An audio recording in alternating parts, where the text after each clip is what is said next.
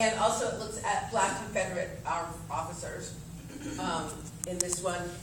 It is a very complicated ideas about the body, but the simple one is that the hero of this story is a black conservative who ends up being consul general for the army in Washington.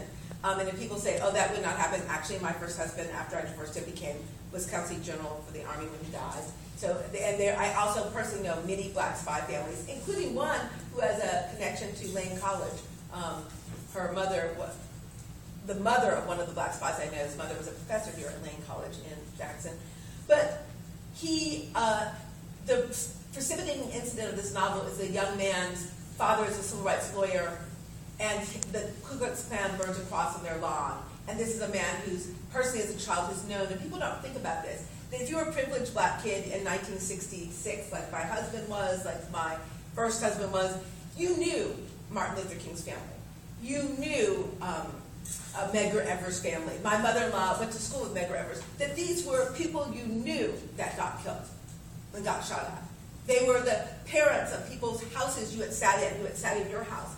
And so you could have had 6 people you know shot dead in a very short period of time. And this guy's mind, his mind breaks, and it's something I looked at Condoleezza Rice, who knew the girls in the Birmingham church bombings, that they begin to feel that there's no safe place for a black body in this world.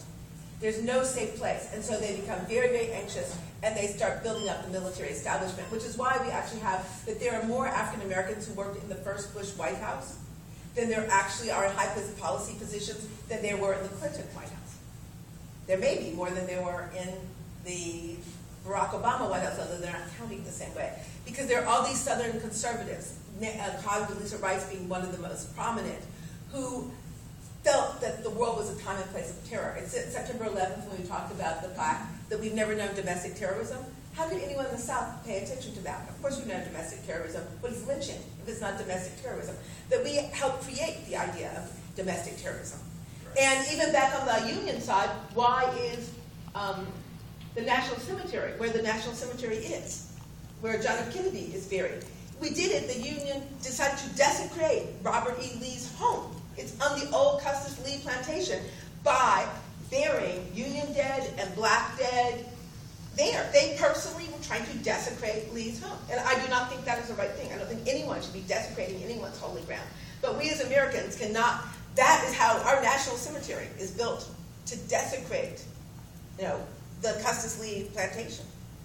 And we have to notice, and that gets to us squarely to Ada's rule. So that's about safety. Here we got Ada. And